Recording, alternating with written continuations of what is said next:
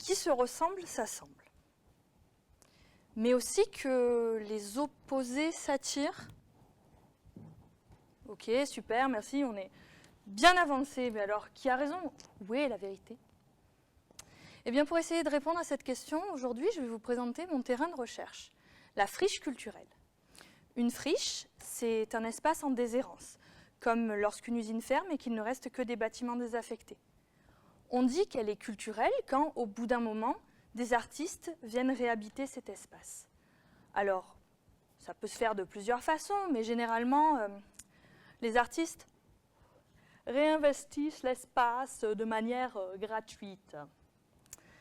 Bon, si les institutions sont bienveillantes et que les propriétaires acceptent le projet, alors les artistes retapent la friche culturelle et en font un endroit agréable pour travailler, pour expérimenter, pour créer.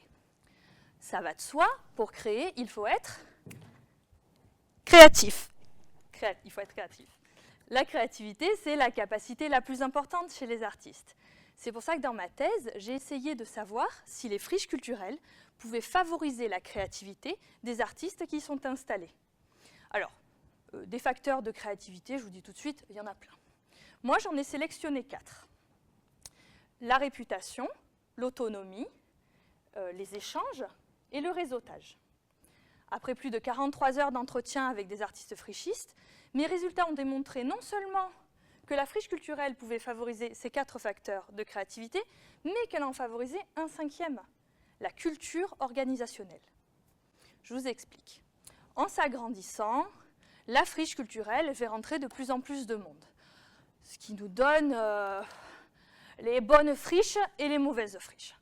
La mauvaise friche, elle voit un artiste, elle le fait rentrer. La bonne friche, elle voit un artiste, bon, elle le fait rentrer, mais voilà, c'est une bonne friche. En fait, elle sélectionne quand même un petit peu à l'entrée. Elle choisit des artistes qui ont les mêmes valeurs, qui ont des projets et des objectifs qui sont en accord avec ce qu'elle fait déjà. Et c'est comme ça qu'elle construit sa culture organisationnelle. Elle sélectionne des artistes qui forment ensuite un groupe.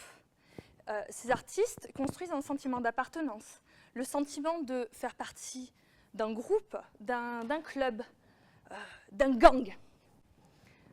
Bon, pour revenir à notre question de départ, dans le cas des friches culturelles, on peut dire que c'est plutôt qui se ressemble s'assemble. Et vous, dans votre université, c'est comment ?